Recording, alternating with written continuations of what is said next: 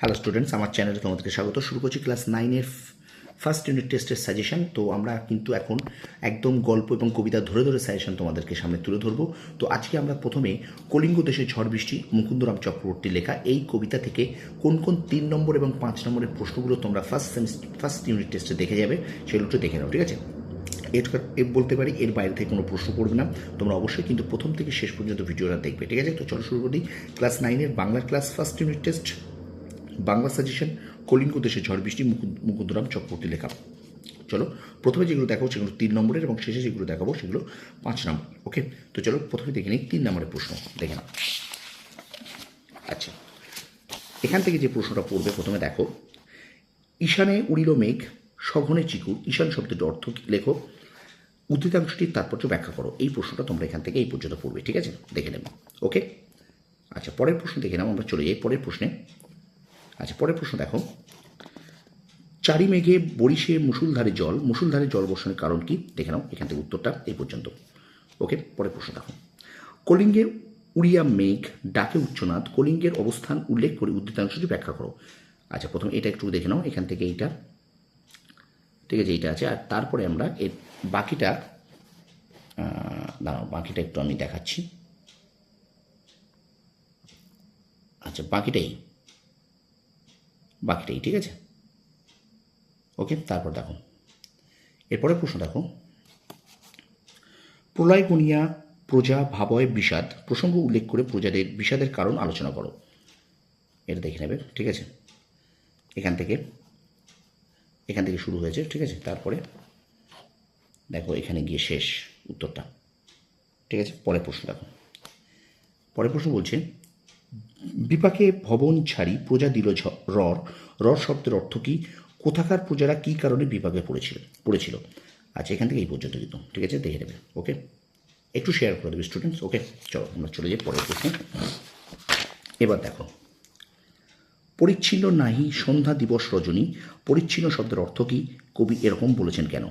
ঠিক আছে, এইটা এখান থেকে তোমরা উত্তরটা এই পর্যন্ত দেখে নেবে। ওকে, দেখে নাও, অবশ্যই স্ক্রিনশট করে নেবে, ঠিক আছে?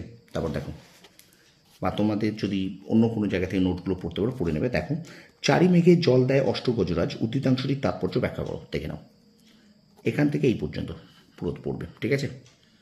আচ্ছা পরের প্রশ্ন দেখো, কলিঙ্গের সমরে সকল লোক যে জৈমিনীকে কলিঙ্গবাসীর জৈমিনীকে স্মরণের কারণ কি? দেখে নাও উত্তরটা কিন্তু এখান থেকে এই পর্যন্ত, ঠিক আছে? এগুলো প্রত্যেকটা কিন্তু 3 নম্বরের প্রশ্ন। ওকে, আচ্ছা এবার চলো আমরা চলে যাই পরের 3 নম্বর প্রশ্নগুলো। দেখো, না পায় দেখিতে কেহ রবির কিরণ, কারা কেন রবির কিরণ দেখতে পায়নি? অবশ্যই উত্তরটা এখান থেকে এই পর্যন্ত দেখে নেবে, ঠিক আছে?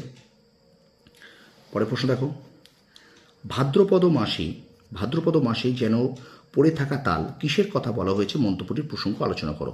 একটু ভালো করে দেখে নেবে উত্তরটা এখান থেকে এই পর্যন্ত, ঠিক আছে?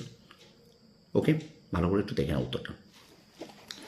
আচ্ছা এবার চলো আমরা চলে যাই পরের প্রশ্ন দেখো। পরের প্রশ্ন দেখো, গর্ত ছাড়ি ভুজঙ্গ ভাসিয়া বুলে জলে, বুলে কথার অর্থ কি? এমন অবস্থার সৃষ্টি হয়েছে কেন? দেখো একটা ছোট্ট একটু উত্তর এখান থেকে এই পর্যন্ত। ওকে, আচ্ছা এরপরের প্রশ্ন দেখো, চণ্ডীর আদেশ পান বীর হনুমান, হনুমান কার পুত্র? চণ্ডীর আদেশ পেয়ে হনুমান কি করেছিলেন? দেখে নাও এখান থেকে এই পর্যন্ত উত্তরটা ভালো করে দেখে নেবে, ঠিক আছে? ওকে, ঠিক আছে। এবার চলো আমরা চলে যাবো 5 নম্বরের প্রশ্ন। 3 নম্বরের প্রশ্ন কেন হয়ে গেল? 5 নম্বরের বেশি প্রশ্ন নেই, মাত্র 2টো প্রশ্ন আমি তোমাদের জন্য রেখেছি, দেখে নেবে। দেখো, বিপাকে ভবন ছাড়ি প্রজা দিল রর, এখানে কোন অঞ্চলের প্রজাদের কথা বলা হয়েছে? কি কারণে তারা বিপাকে পড়েছিল? তাদের পরিণতি কি হলো?